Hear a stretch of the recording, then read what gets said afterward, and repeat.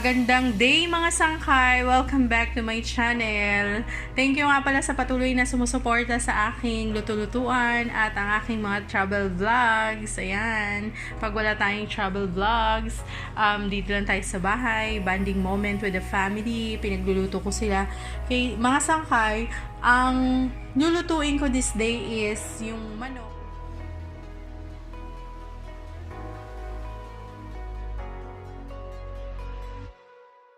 Kailanganin ingredients ay ang mga ito, chicken. Pinilay ko yan kasi yung natirang yung pang-adobo namin sa rep, yun yung ginawa ko, pero pinilay ko, tinanggalan ko siya ng buto. And then, kailangan natin ng broccoli, tapos yung happy peanut,